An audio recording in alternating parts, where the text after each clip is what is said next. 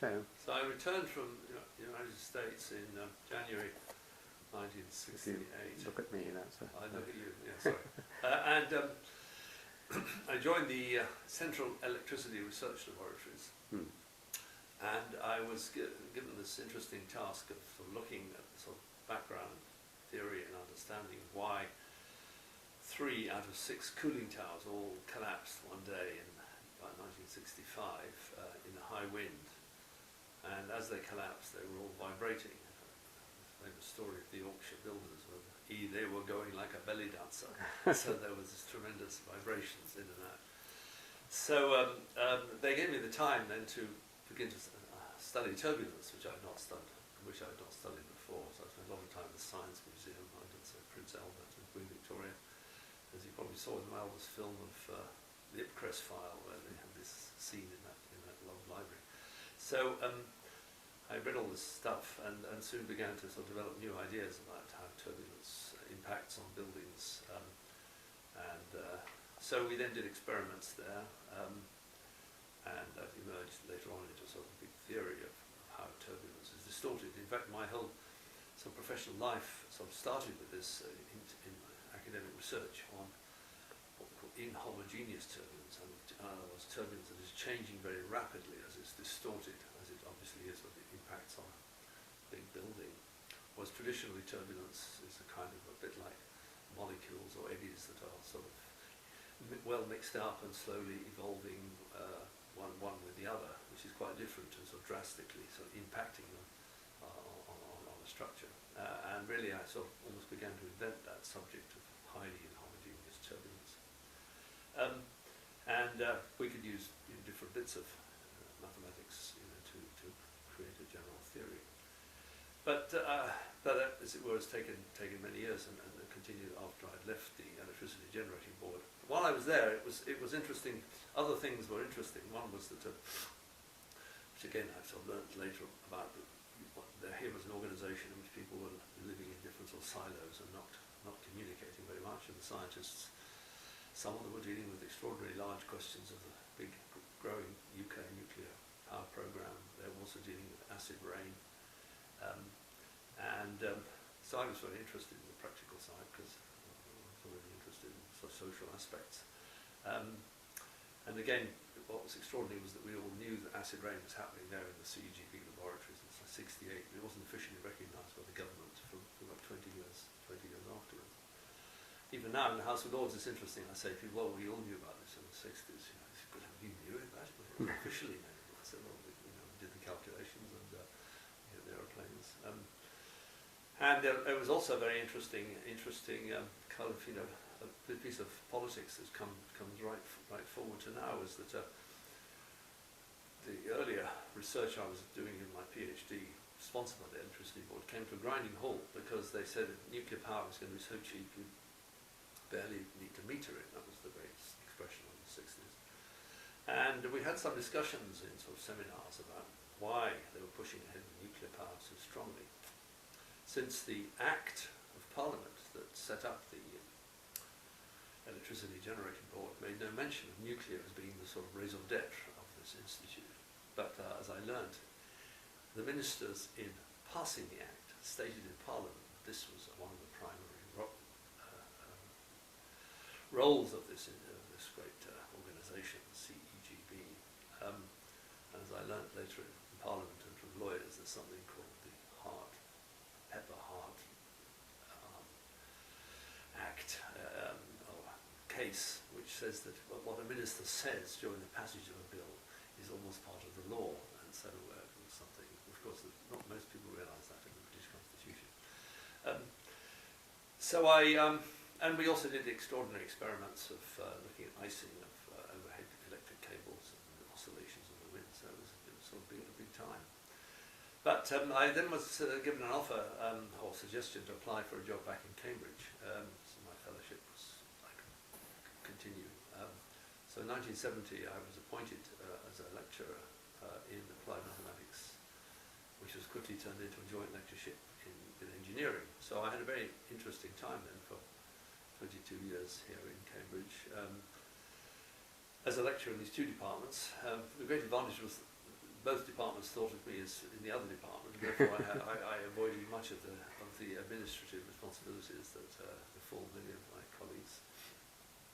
And I was able to have projects and research between these two things, and my colleagues were very, very understanding about that, and we were able to initiate new courses on, for example, the issues of environment, which were sort of growing. That was interesting in the early 70s, as I was discussing on the local Cambridge radio this morning. In the early 70s, one of the questions of the famous inspector of alkalis, the old air pollution inspector, was, are we going into a period of a new ice age? And because of the dust in the atmosphere, it was going to sort of keep the sun out, and therefore this was going to be a problem. And indeed, there were cities in London, as there still were recently in India, where there was so much dust it made you feel cold.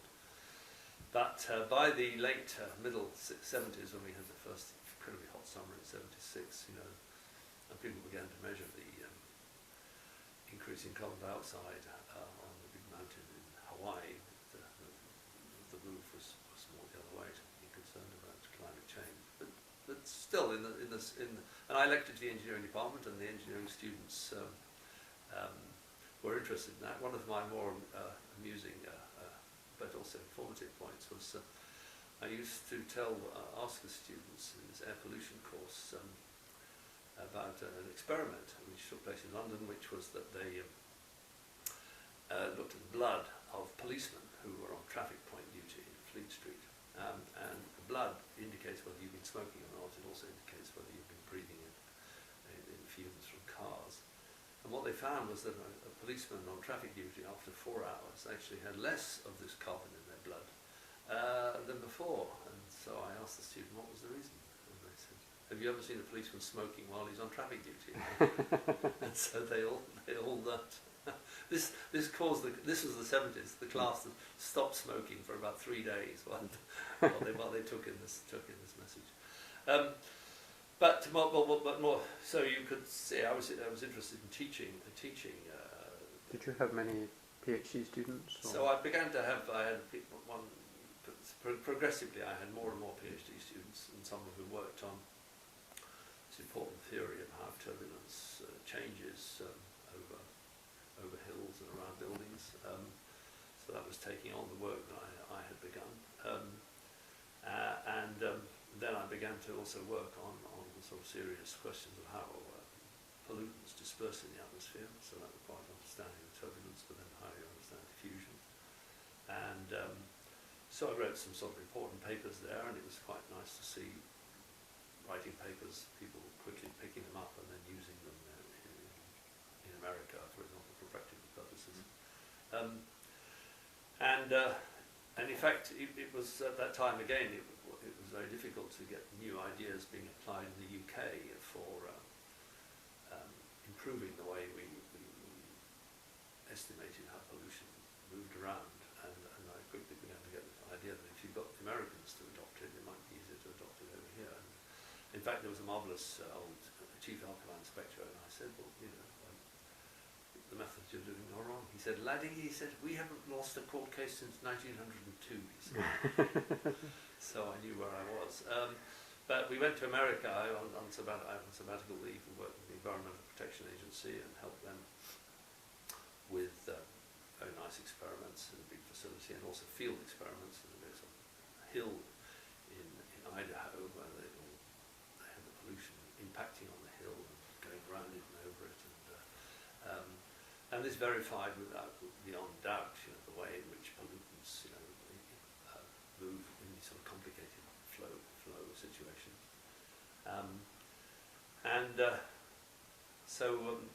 Sort of moving forward, by the middle 80s, I'd done this work, and we were finding written reports on it from various British government departments. So a number of people felt that at that point we really needed to make it all systematic. And so with colleagues, we formed a small company here in Cambridge, Cambridge Environmental Research Consultants, which started with just one telephone answering machine, and then it moved to an office up on Shire Hall, and now it's on King's Parade. And with support from many British government agencies who realised that we were moving to computers, that we had to have systems that people would be able to use reliable methods, but not necessarily themselves have tremendous training. And our methods were ones that people were able to use after only 2 or 3 days training. And it was quite amusing because in a way we were fortunate, because the late 80s was a time of great change in the computer business. The personal computer was invented in the late 70s, early 80s, but it was a very clunky instrument. And then Mr. Gates invented MS-DOS, which was an operating system of the IBM computers, and at the same time there was a new system of presenting data on a map on a screen, so-called geographical information systems, which came from California. And then we thought it was really important to have a kind of very graphical system on a screen that would enable somebody just to move things across the screen and make a decision. So we, with great trepidation, began our own Windows, but we were very fortunate that we didn't get very far down that track before Mr. Gates invented his own Windows. But if you've actually tried to kind of do that yourself, you're in a very good position to then understand it when somebody else comes along and does it, has done it properly. So, in a way, we were sort of fortunate on the crest of a wave, as of course many people are who form both I do research but also form small companies. But at the same time, during this period, it was a very, very interesting period. The head of my department was Professor Batchelor, who was a very intense person. But New Zealand or Australia? Australia, that's right. In fact, when I was appointed to applied mathematics in 1970, I was the only Englishman on the sort of applied side. They were all Australians, New Zealanders, and one Scotsman. Progressively, that has changed. But he was a very inspiring, extraordinary man. But he was a rather fierce man, and departmental meetings, of which I was once or twice, were extraordinary affairs. And he would turn to a colleague and say, "Well, what have you ever done in your career?" And the poor man was absolutely flabbergasted. I remember one occasion, or he said to a bunch of people, "What is your department? What has your side of the department done?" So they were not used to this rough and tumble kind of approach. So I quickly came to their defense. "Well, don't you know about the Goldstone boson?" "Oh yes, the Goldstone boson. That's right. We invented that." So honour was restored. But it was that was sort of traditional Cambridge. I think it's sort of those things have gone now. People call themselves by their surnames and were savage to each other in meetings. It's just extraordinary. I don't think it was very helpful, really, but it certainly was a style of communication. One of the Australians there who had some overlap with your interest is Herbert Huppert, who Yes. I also Yes. interviewed. Tell me about Herbert, as I've interviewed him. Oh well, Herbert came by the United States from Australia, and one of the interesting things was, because he was an Australian, he had a very easy relationship with George Batchelor. I mean, what was always interesting was that sort of junior PhD students or others would always talk to Batchelor very easily because they were Australian. If one was an Englishman, I felt rather trepidation of it. But eventually, I began to sort of soften with him. But Herbert was started off in oceanography and doing very interesting work in that area, and then he sort of switched from that to study fluid mechanics of volcanoes and avalanche-like problems, and his work has been quite influential in that field. But he obviously didn't enjoy the whole supervision side of college life very much, which I found that very interesting. I mean, I keep bumping into people all over the place whom I supervised, and I found that quite fun. I met somebody last night at a launch party of a book, and he said, "Oh, well, you taught me about this, taught me about Dirac functions. I'm not sure I understood it," he said, but so I mean, it's a very intense life of a Don in Cambridge, where you're doing supervisions of research and lecturing, and in my case, consulting and so on. But the other thing I haven't sort of mentioned was that when I came back from America in '68, I had been so appalled really by what I had been seeing about the ethnic divide and the riots. You know, I sort of threw myself into local politics in Britain, first in London, in the Labour Party, where there were a lot of debates in the late 60s. I was on the right wing of the Labour Party. The Labour Party was very fierce in London, well, unconstructive, I thought. But coming to Cambridge was very interesting, and here there was this big move being under discussion as to whether Cambridge should start have really have its own science park and develop industry and business associated with science. And Trinity College, which I was at, used its premises for its land for the first science park. And that really began to change things a lot in Cambridge. It changed the whole atmosphere of Cambridge and the street where we lived. We had these Americans coming in and worked on these science companies. But it was amusing in the Labour Party was some people were horrified. They said, my God, we have all these middle class people coming to Cambridge. It will be even more difficult to get Labour members on the council. And one person said, and do you know what it'll be like? It'll be like an inland Bournemouth, they said. That's this sort of kind of example of but it was a very important, very interesting. I mean, in the Cambridge Science Park and Science Phenomenon that now employs 30,000 plus people in this area, has revolutionised Cambridge, and people look to it from all over the world. And it was nice to be, on the one hand, part of it in Trinity College and in the park, and also part of setting up one's own company. And so a lot of people really were getting their science and getting it used, and I felt that was exciting, and it also made Cambridge breathe a bit more. I think we had a lot of people here.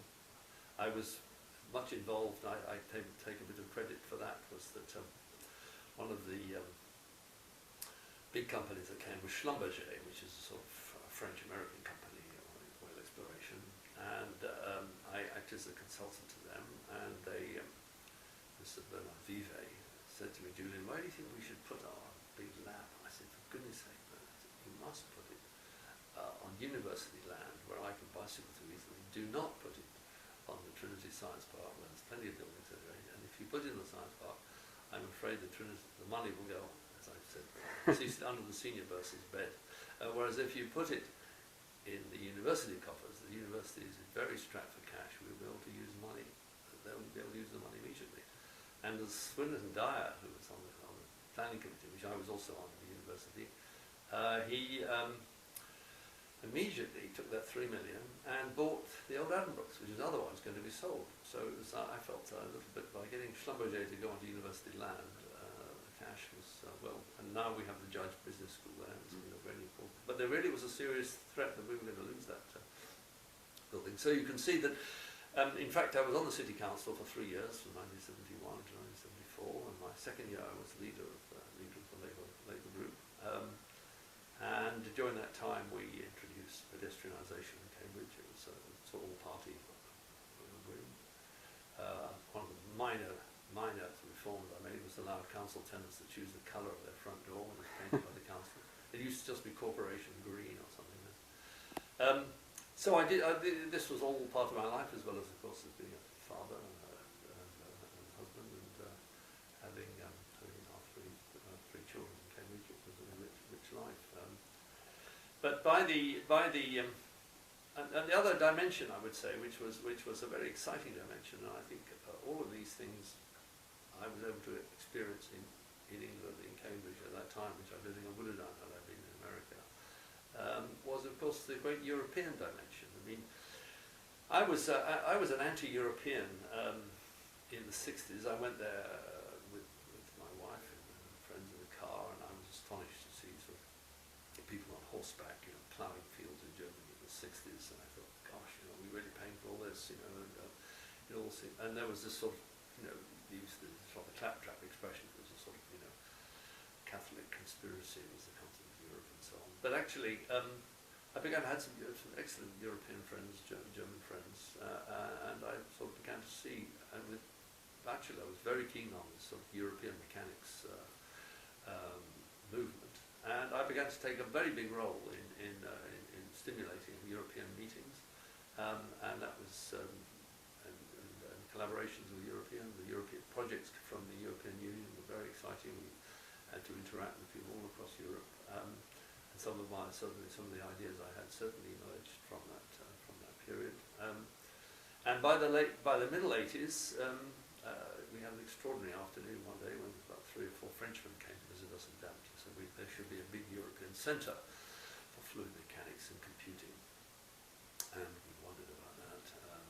But what they did turn into was a network, a very effective network of 150 laboratories and companies across Europe, and I was the Secretary General, as they called it.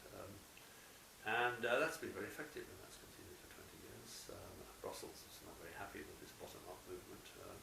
They like to control everything, but we've learned to live with them.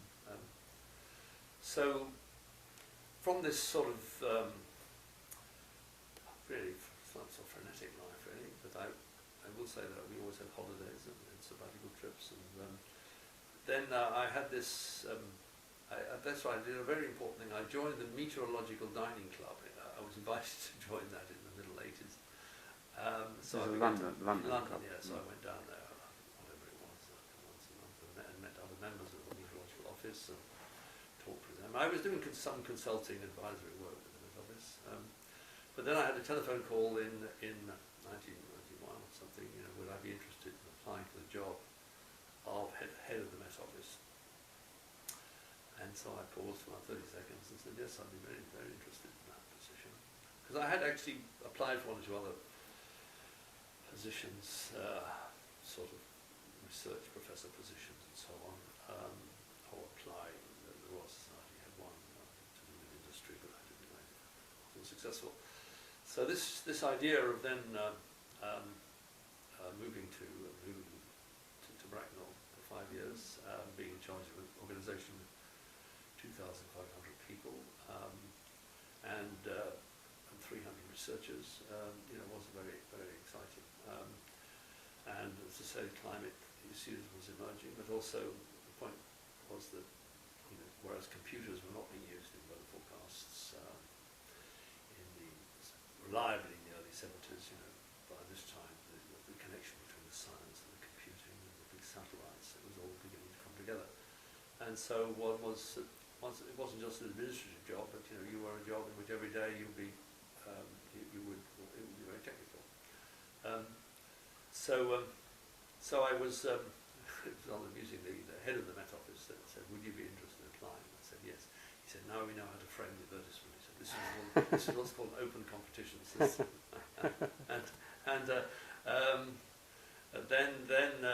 So I was interviewed. It was quite funny in a sort of formidable interview in Whitehall.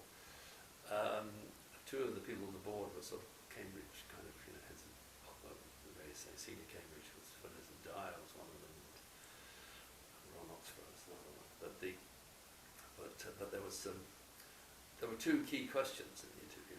One was from the second permanent Undersecretary of the Ministry of Defence. He said, and I had been briefed by somebody in the Ministry of Defence about this. He said, well, the key question is, if you're asked the question, do you think the Met Office should be in the Ministry of Defence, you must say yes if you want the job, because that's where it was at the moment. See? And he said, you wouldn't want to go and join those environment people. They wear sandals, so it was a sort of an anomaly that stretched back to Winston Churchill in 1919, that we had one Met Office in Britain. Many other countries have multiple sort of meteorological agencies. And he banged the table and said, it'll be in my ministry, as it was. So providing I answered that question, yes, I got through the first hurdle. And the second one was a sort of eager man from BP, and who asked the sort of tricky question, well, how would you make some reform, some changes, And so I said, well, get people together. So you believe in committees, do you? So I said, oh, well, no, of course not. No, we very constructive. So I managed to sort of argue backwards out of that one, or sideways, and got the job. But it was very challenging and interesting. And it says in one of the articles on you that you had to do a lot of changes and reform it in a number of ways. Yes. It originally was a sort of within the government. It was called the Met Office, but it was very much entirely within the government, all the budgets and the management. Then in 1989 or thereabouts, it had become what's called the executive agency. So it had a certain amount of independence under my predecessor, Sir John Horton. But But then, soon after I got there, they then wanted to turn it into a different sort of agency, a sort of so-called trading fund agency, in which you would sort of make a profit at the end of the year. But instead of then being given an assured amount of money by all the different government departments, you were in a much higher risk situation in which the money that originally was given to the Met Office was then given to the sort of the clients in government. So, for example, the Royal Air Force, or different parts of the Royal Air Force, were given this money, and they could have spent the money on having more meteorology and less aeroplanes, or more aeroplanes and more crashes and less meteorology. So you put the decision, firmly in the hands of the person who was going to make use of your information, and similarly all round. And so what was very so we worked on this, and we had one of these famous city accountancy management advisory firms advising us, and that was quite amusing. So we had a bit of this to start with, and that was interesting, and we as part of this we used to be called total quality improvement, but it was to do with getting people to really think about how the organisation was working and the communication systems, but it's very soon you find these gurus. They all actually have their own ideas, so I tried a new question on them. So I said to this guru, I said, so if you were stuck on a desert island and you could only have 2 books on management methods with you, which 2 would you choose? And he'd never been asked that question before, so he had to declare where his inclinations lay. But by that time I'd begun to hear what the orthodoxies were. But it was very interesting, to an organisation that was quite rigid, really, and not a lot of communication, to introduce all these sort of methods of communication. I did a lot of talking in public meetings with staff, and I think they all knew me by the end, which was not true of my predecessor, or I think my successor either. But the final conclusion then was to become what's called a trading fund on this basis that we've just discussed. What was interesting then was we had no idea, or not much of an idea, as to what the kind of profit would be at the end of the year, or the balance would be, because we were assuming we had to estimate what would these RAF people and BBC people do. To our astonishment, we'd made the most frightful error. We got twice the profit we were meant to. So it was 20 million instead of 10 million. That's an even worse error, I think, than making a loss, because nobody had assumed that. So this actually, by that time, I had then left. So my successor, quickly they took away some of the sort of agreements they'd made. For example, they'd agreed the government to pay for satellites, which is an extraordinarily large, expensive, like 30% budget or something on that. So that changed. But what was interesting really was it was a bit like being a sort of academic here, going into the lab in the afternoon in the engineering department and talking to students, going at the end of the day into the forecasting office and seeing hurricanes off Florida or snowstorms in Iraq and all these sort of things. And I got very, very interested in that at a kind of human level. I mean, I was horrified 3 weeks after I arrived at the job in January 1992 to reading the Sunday papers, thousands and thousands of people dying of cold and hunger on the borders of Iraq, Iran, and Turkey, following the first Gulf War. And we knew that there was going to be these snowstorms and this cold weather, so I said to one morning, why didn't we tell these people, or tell the local services and all sorts of people about this? We knew it was coming from our computers and so on. They said, we're not allowed to tell them, under international rules. You're only allowed to tell people if they've got a hurricane. You're not allowed to tell them if they've got a snowstorm or wind or rain. And that is still the case. That is still the case. And when we raised this, they said, "Oh, you Brits, you've got to tell people everything, and indeed, in the international meeting where I spoke on natural disasters in 1994, Chinese delegates said, this is monstrous interference in the internal affairs of other countries. But progressively, we did start, because we greatly improved the methods of forecasting hurricanes, much better than anybody else, and that was because one of the things of a seminar. One of the things I've always liked in my life, there've been, I don't know, 6 or 7 of them, where I've given a seminar and there's somebody at the back of the room stands up at the end, well, Professor Hunt, I think you're completely wrong on this, you know, why don't you do the following, or equivalent, or I know it, but did you know this, and so on. So this was a seminar in Beijing, and this nice man called Johnny Chan from Hong Kong said, I think you could do a lot better than on your hurricane forecast. So I said, okay, and we invited him to Bracknell, and literally with a few lines of computer code in about 3 or 4 weeks, we suddenly improved the accuracy by 30% or something. So just extraordinary. And then this method was picked up the rest of the world. So that you know, greatly improved our status. There have been other nice occasions. I mean, there was a marvelous occasion in Japan when I was teaching to the mortification of the Japanese. A man at the back of the room arrived drunk, which is very unusual in Japan, and then shouting in the back of the room, Professor Hunt, I don't think anybody can understand what you're saying at all. So I said, well, you may be right. And so I spoke more slowly. But the Japanese thought this was a humiliating experience. So always be watch out for the man at the back of the room, or the person at the back of the room, in my experience. So part of my time then at the Met Office, you know, was this international dimension. One represented the United Kingdom. And at this meeting in Geneva every summer, we had 2 weeks there, sometimes 3 weeks there. So I used to sort of dive into the cold waters of Lake Geneva in the evening after all this hot air. But we really made some big progress. I mean, my first year there, I got them to then finally publish every year what the temperature of the world, the average temperature of the world was. It had never been published before that regularly. So people, and this is then put in newspapers all around the world. So I was quite strong on information.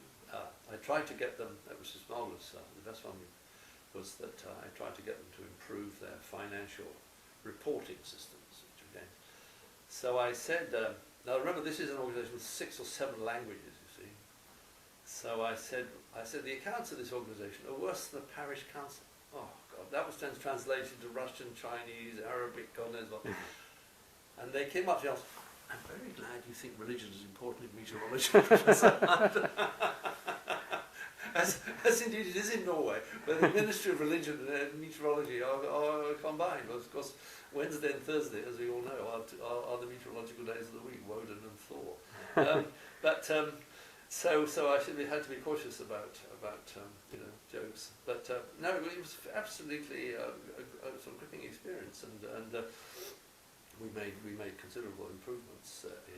One of the big changes was that until 1995, it was quite extraordinary. Meteorology was entirely concerned with the world outside towns, bearing in mind by predictions were that by 2000 or 2005, more than 50% of people would be living in urban areas, and in meteorology of urban areas, it really was important. So we moved to an important resolution, and that began to change. But all of that, it wasn't just time wasted against my time at the Met Office, but it all connected. During that time, I was continuing to be a professor here, a visiting professor in Cambridge, and I used to come up here on Saturdays, and I had students here, and I began to sort of move forward into the next phase of my academic research. But it was, the other thing was one was in Whitehall. So I suppose the most extraordinary thing about Whitehall really was what a sort of devious place it is. People are lobbying, and they're dealing with very big issues. And this is the politest way I can sort of describe it. We once had a meeting of some very senior people at MOD, and the meeting began in a way day. We were talking about how we operate. And one senior person who then became head of government security, said the trouble with this organisation is everybody lies. So the permanent secretary was a bit shocked by this sort of candidness. And then he said, well, actually, people have to lie because they're dealing with such difficult things. They can't almost say the truth. So people say something and immediately then deny it, But actually they've thrown their stone in the pond and ripples happen. And it's almost it's almost, and he was commenting the fact that in Britain we have the defence, the army people and the civilian people all in the same organisation, which is terrifically stressful in terms of decisions. Most other countries separate them somewhat. But nevertheless, I mean, I was surprised and shocked that you'd agree with somebody in something and then suddenly it would be denied, and you have to sort of go around to somebody above that. So I used to say to myself, Hilaire Belloc's little rhyme every day, Matilda told such dreadful lies, it made you stretch, made you gasp and stretch your eyes, and it was the curious thing with the academic world is that people really don't lie very much. I mean, I really never came across sort of blatant, said somebody and they would deny it. That never happens here, but that's quite common there. I've seen in Parliament. So I grew up, I suppose, in many ways, and you had to think of situations. So, for example, I was quickly told you to never, ever, ever say something is unacceptable, because you have no way of retreat. Every remark you must make, you must think, well, supposing they deny, where do I go to from there? And I think that's good to be in good stead, sometimes with my wife too. But anyway, so the time came to consider what happened next, and I had a sort of small extension of 6 months in the Met Office, and I then decided, went back into the academic world, but at the same time maintaining my company, which I went back to as a sort of director. So in it was very interesting, in sort of 1997, I first of all spent 3 months in Toulouse working at the French Institute connected to the French Met Office, and seeing a lot of different things. And then I went to America and carried on with this sort of more and more of this environmental work,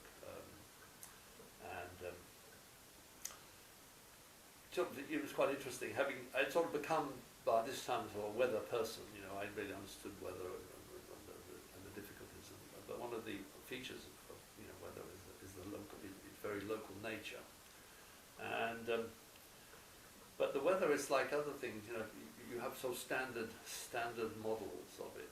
So for example, everybody has an idea of a valley. And what happens in a valley. And in fact, it turns out that everybody's idea of a valley is a Swiss valley. Essentially, the Swiss having got there first and described it. So for example, when the sun comes up in the morning, the airflow rises up the sides of the valley, and when the sun comes down, it comes down again. But actually, you go to Arizona, and suddenly you're in a valley that is whatever it is, 30 miles wide and 100 miles long, and you find that the sun goes down and the airflow is still going up the valley for another 5 hours. And consequently, similarly in the morning. So what was extraordinary was that everybody was in the orthodoxy. This is what a valley flow is. But every day they were seeing something different. But sometimes you say, well, actually, look around you. You're going to need something different. And that's been a bit of a feature of my work. So I then did come back to Cambridge. That was an interesting experience, because if you've left a place and then you've become changed as a person as well as intellectually, it's very difficult to go back to that place again, because you think you're something different, and they think you're the old person, and there's a total disconnect. They thought I was Julian Hunt. I was in Damp. I'd gone for 5 years. I was the same Julian Hunt, but I was a different person. And saw things differently, wanted to do things differently, as well as continue. And there were some other sort of curious aspects of sort of financial businesses from my benefits I would had, and people felt I should not have from my periods in the Met Office. So as in the best Trinity ways, they decided they would not give me, for example, my Met Office pension. I had to hand that back to Trinity College if I got it, which seemed to be very odd. So other people in the college who had pensions from other jobs didn't hand them back to the college. So as always, there was a big discussion of College Council, and the votes against me were 13-2. So I said, well, obviously, I see the writing on the wall, I better leave. So I then went, I was still become a non-stipendiary fellow or something. So I then went back, which was a really good thing, to University College, where I went in 1999 as a professor of climate modelling, which was really appropriate. Because Cambridge, I was really sort of amazed when I came back to Cambridge in 98, really, that it was completely split. I mean, there was no environmental cross-disciplinary thinking at all. Nobody's really thinking about climate. It just wasn't, it was nowhere near what all the big international discussions were taking place. So I was, I returned, I went to University College, and that was a very interesting experience because in a sense it's a more empirical place, getting back to Benthamism and so on, utilitarianism. People really look at the usefulness of things, the data and so on, before they think about the intellectual idea behind it. Whereas in Cambridge it's the idea first and other things later. Oh, that has great strengths, of course. But I had my friends and colleagues here, and I used to come up to Trinity. But so from 1999 to the present, well, I'm not retired, but I continued to be active in climate modelling and lecturing. In London, particularly focusing on the Antarctic regions, which are the areas where the climate is changing most rapidly in the world, and it's also associated with complex problems of turbulence and mountains. But during this period, I was it had happened that 1997, the Labour Party won the election. And I should have mentioned, when I was at the Met Office, I caused frightful problems because on 2 or 3 occasions I was invited to advise the trade unions and invited to advise the Labour Party leaders like Michael Nietzsche and others about the way government had been changed under Mrs. Thatcher, these new sort of government agencies. And I said I thought this was an effective form of government. In fact, the Labour Party had sort of invented it in the 60s. They called it hiving off, that was the word then. But I got a bit of a sort of, hand slap by the MOD people as a sort of civil servant lecturing, talking to the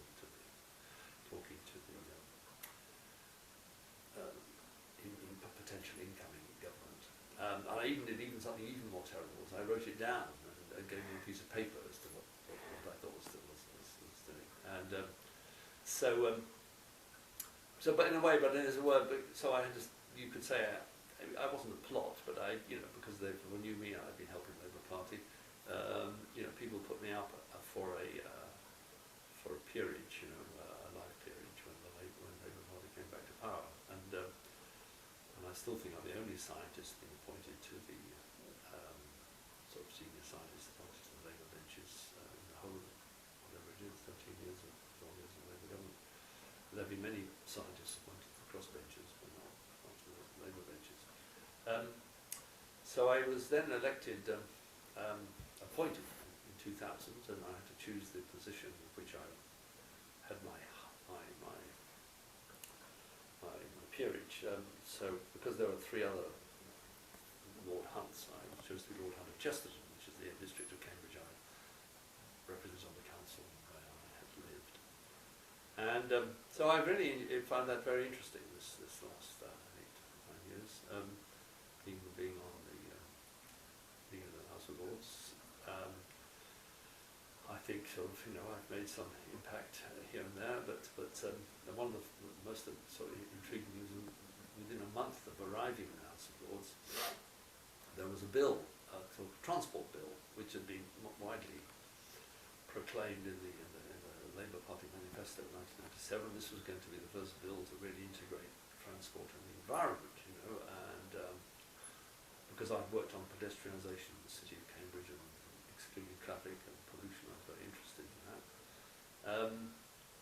And then the bill arrived in the House of Lords, and furthermore, the government had formed this new department called DETI, DER, Department of Environment, Transport and the Regions. So the bill arrived in the House of Lords, and I read it, and to my astonishment, page after page after page, there was transport regulations, and then there was, we were going to tax people who went to cities and so on and so on. But the word environment was nowhere in the bill, in 200 pages. So I said, I was at a lunch, I said to Michael Meacher, I said, Michael, isn't that some frightful mistake? The word environment is not in this bill. He said, I don't believe you. He turned to the civil servant next to him. Is he right? He said, I'm afraid he is right. So Michael, so very quick as a flash, said, so you've got time to read bills, have you? Which is a sort of other worrying idea that ministers in departments of producing bills don't read them. So this bill had been drafted and it's gone right through the Commons on the whip, and nobody, the word had not changed. So in the Lords, you know, the word environment was sprinkled liberally, through the bill, because that was the purpose of it, and the purpose of taxing the cars was to improve the environment. The Tories said this is a tax raising bill, which it was as it was written. So then I sort of, so one of the things I then learned was, because I had been a civil servant in the Met Office, you know, I could ring people up in Whitehall, and still can, and they know I'm not going to embarrass them, I'm going to sort of, so I said, well, you know, how could this happen? And, this is very easy, you know, we've got DETR, we've got E people and T people, and if you give the bill to the T people, they'd rather die than mention the E word, you know.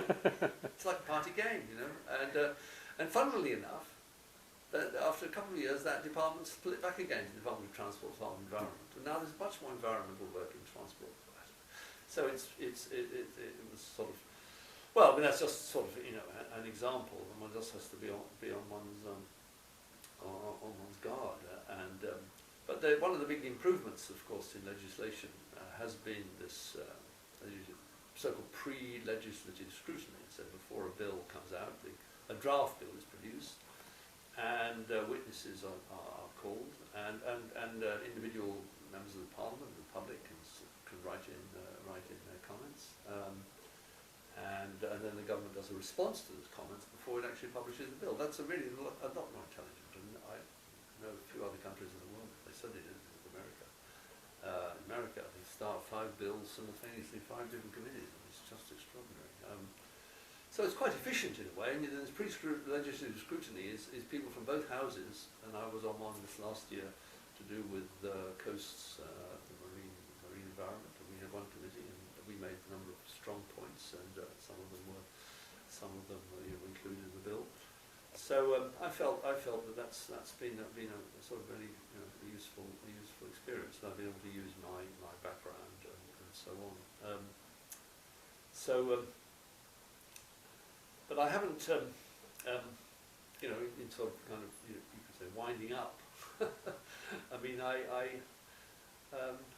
think from a political point of view, the great thing really is that the UK is part of Europe. I mean, that to me is, as I said, I wasn't enthusiastic beforehand, and that gives us a bigger canvas on which to operate politically. And in the civil service, all the civil servants, their peer group are other civil servants in Europe and so on. It's just incredibly easy. Even now, of course, the Houses of Parliament are the only parliament, I believe, in the Czech Republic, the only parliament which does not fly the European flag outside, except one day a year, and they don't fly it outside Parliament, they fly it in the middle of Parliament Square. So we are still reluctant. Tomorrow is the European elections, of course. We're still reluctant Europeans, but that's been a great thing. And then from a scientific point of view, it's been amazingly exciting. And even now, I'm involved in many projects, and having a company that is dealing with the European issues. So if we deal with wind or environment or something, or climate, we do it right across Europe, and the impact therefore is global. Even over I remember when we met in the street, you said you had something to do with the Beijing Olympics as well.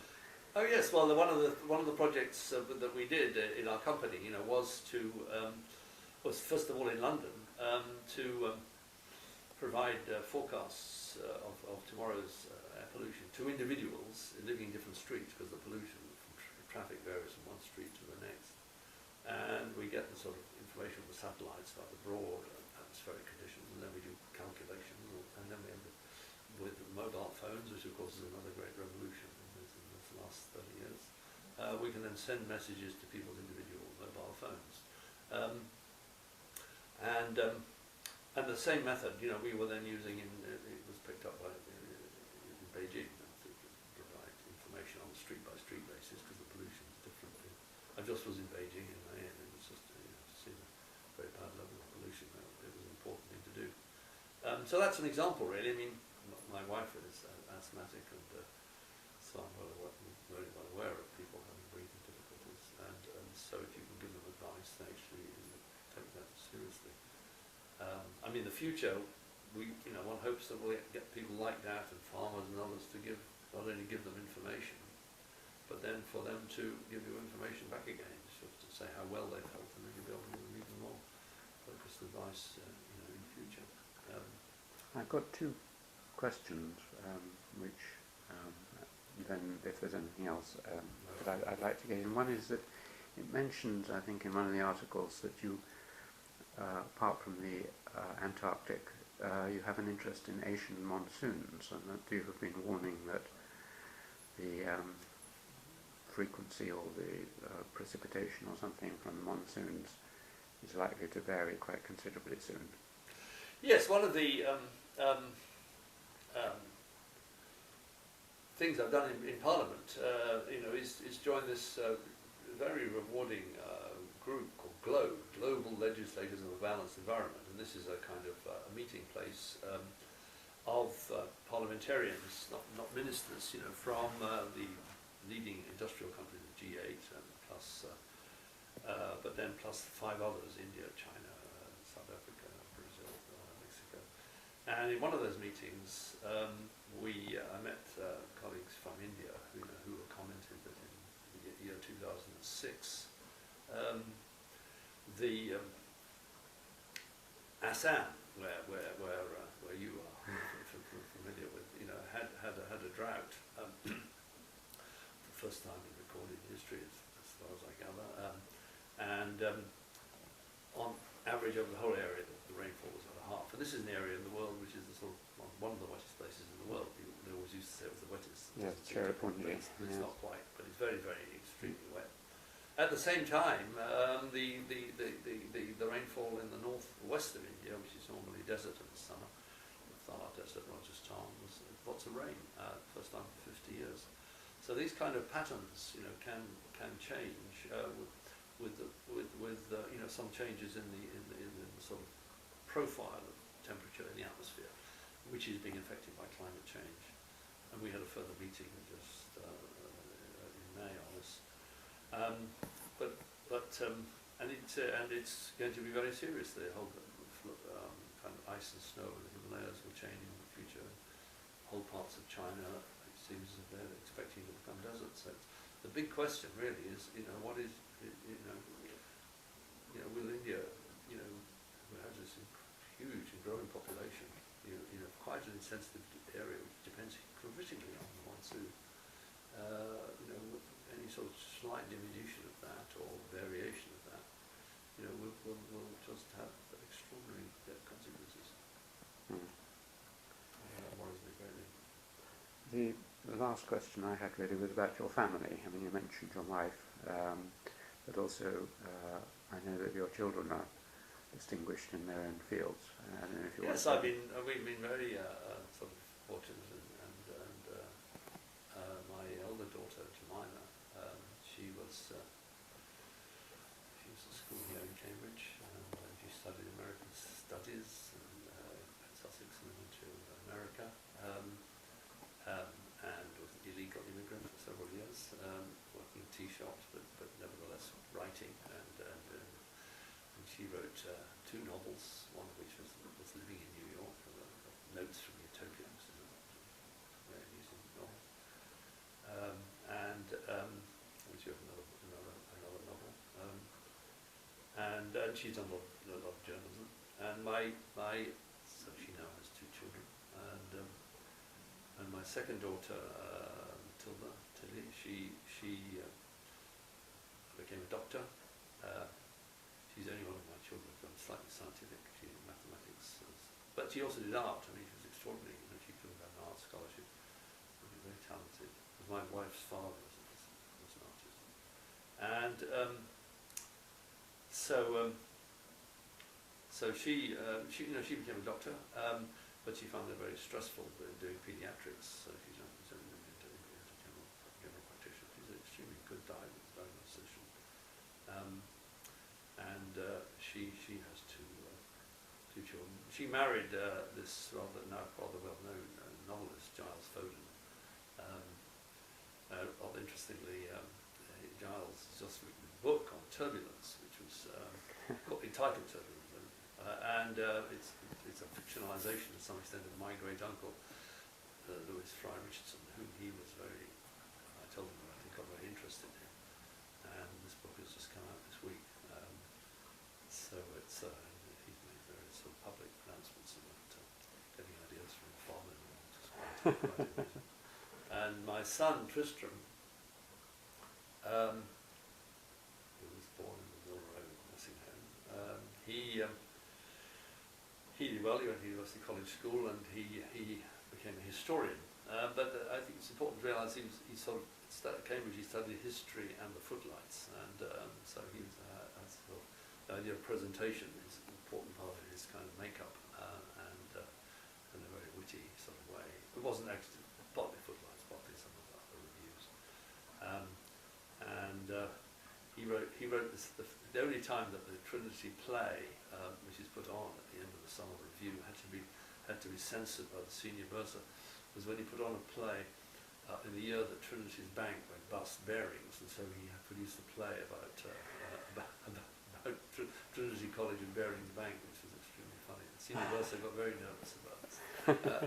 But anyway, you can see he was starting off on a sort of high wire career, and since when he's done television and radio and written two splendid books, which has just come out of Engels, where he worked very closely. Of course, he was a student of Gareth Stedman Jones, and Gareth very much steered him on that path. And he's married to Julian, so they have a nice baby son. Well, we've, I think, probably come to the end, unless there's anything that you particularly feel that we've missed out. We've got 3 or 4 minutes if there's anything else. Otherwise,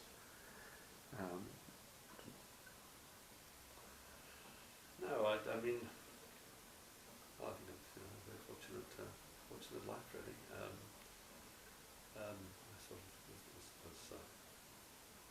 I think I feel fortunate almost because of this sort of near sort of disaster at an early age and great illness, and so every day is a lucky day, really.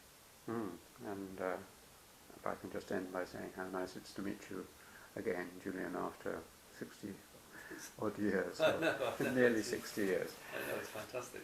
Lovely. I enjoyed that very much. Thank you very much indeed.